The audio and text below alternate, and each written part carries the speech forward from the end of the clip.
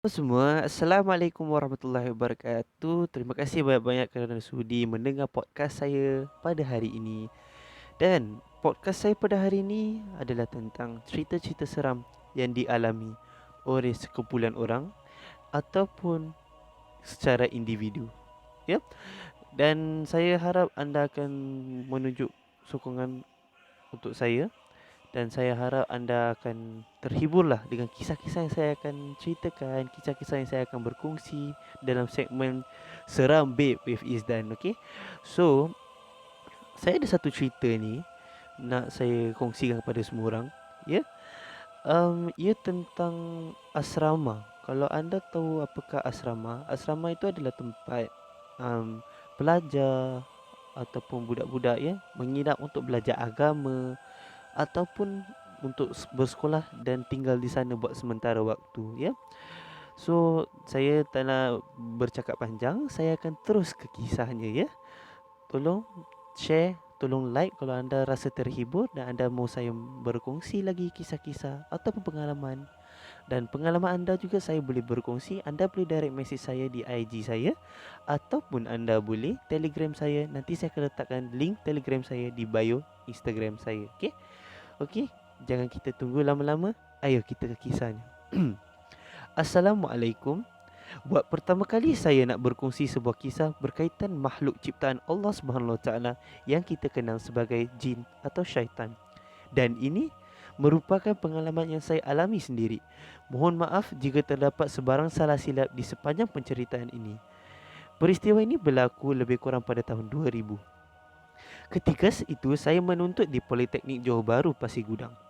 Pembinaan institut itu sendiri diselubungi pelbagai kisah ganjil, tidak kurang pula pengalaman seram pelajar-pelajar senior yang menjadi bualan dan diperturunkan setiap kali masuk semester baru. Kisahnya begini. Terdapat 6 buah hostel 4 tingkat dan saya menghuni di salah sebuah hostel yang namanya High Tech 3. Kebetulan saya dilantik sebagai ketua blok dan pada malam itu blok kami mengadakan majlis makan-makan di bilik aktiviti pelajar. Blok High Tech 3 terdiri daripada 4 tingkat bangunan yang sangat besar dan mempunyai puluhan bilik. Kerana itu kami gelarnya sebagai Titanic. High Tech 3 hanya dihuni pelajar di arah 1 dan ground floor. Sebaliknya tingkat 2 dan 3 terbiar kosong, tak berpenghuni sepanjang semester itu.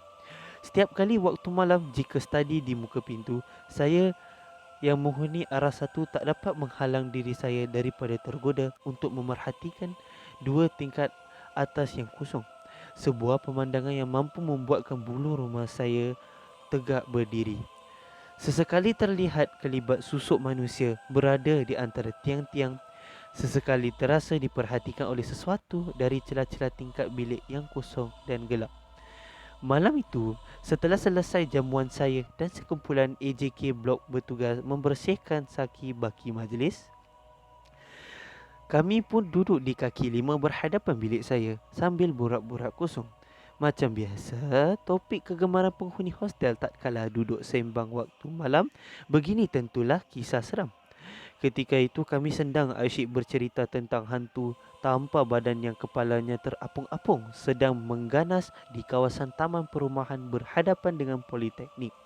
Beberapa kali penduduk taman terserempak dengan objek misteri itu terapung-apung di atas bumbung rumah. Kami makin asyik berbual. Maaf ya. Jam ketika itu melewati detik 12 malam dan buat beberapa kali saya terasa angin dingin menyentuh belakang leher dan bahu saya. Serentak pada saat itu juga saya terlihat satu kilasan kain berwarna putih terbang sangat laju di ruang angkasa, pergi dan patah balik beberapa kali sepantas kilat. Weh, bulu meremang babe. Hei, kalau aku nampak memang aku dah lari dah lama. Okey. Kemudian pada aras 3 yang tidak berpenghuni, saya seolah-olah terlihat satu susuk berdiri sebelah tiang memerhatikan kami yang sedang rancak berbual. Seringat saya, pada saat itu juga di antara sedar atau khayal saya terhilu bau yang wangi yang sukar saya jelaskan wanginya bagaimana. Semua itu saya alami sekilas dalam jangka masa beberapa saat sahaja. Saya memerhatikan gelagat kawan-kawan yang lain. Pada mulanya, mereka nampak tenang-tenang saja seolah tidak ada apa yang berlaku. Lama-kelamaan, mereka kelihatan gelisah sehinggalah salah seorang dari kami yang dikenali sebagai Mick memberitahu bahawa dia rasa tak sedap hati dan rasa nampak serta hidu sama sebagaimana yang saya alami. Setelah Mick membuka mulut, barulah seorang demi seorang mengaku mereka juga alami hal yang sama. Selaku yang paling senior di kalangan mereka, saya cuba berlagak dan tenang dan memberitahu mereka supaya jangan tegur kejadian itu. Sejujurnya saya bukanlah seorang yang berani. Dalam hati ketika itu Tuhan sajalah yang tahu. Tuhan je yang tahu Tidak pernah sepanjang hidup saya mengalami pengalaman seram sejelas itu. Saya mengajak mereka pulang ke bilik-bilik masing-masing dan anggap saja kejadian itu hanyalah lintasan hati dan bukannya apa-apa. Masing-masing tidak mahu pulang ke bilik mereka dan dalam keadaan yang tegang itu, kami terdengar satu suara jeritan yang sangat kuat. Tanpa fikir panjang, berebut-rebut kami yang seramai 10 orang itu berasap masuk ke dalam bilik. Tangan saya pantas menutup lampu dan terus selak langsir tingkap mencari arah suara itu datang. Pada masa itu, apa yang terlintas di fikiran saya, suara jeritan itu datangnya dari blok lelaki bersebelahan blok kami. Mungkin budak-budak itu saja nak menakat kami sebagaimana selalu. Yalah, mereka selalu ni suka kacau kita ha. Mungkin juga suara penghuni hostel bergaduh atau tidak mustahil juga ada penghuni yang terkena histeria. Seakan rutin tiada apa yang pelik, tatkala menjelang minggu peperiksaan pasti ada yang terkena histeria. Ketika saya memerhatikan blok sebelah, amatlah menghairankan kerana saya didapati bilik mereka semua gelap dan mereka juga berada di tepi tingkap memerhatikan blok kami. Wow, ni cerita. Ni kalau asrama aku memang aku dah tukar asrama dah ni. Sekian, terima kasih kerana sudi berkongsi pengalaman saya.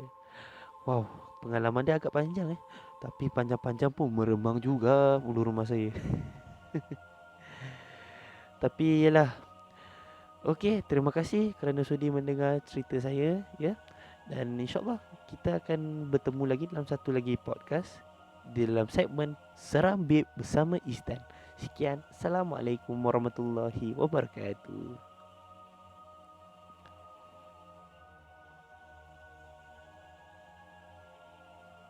Semua, Assalamualaikum warahmatullahi wabarakatuh. Terima kasih banyak-banyak kerana sudi mendengar podcast saya pada hari ini.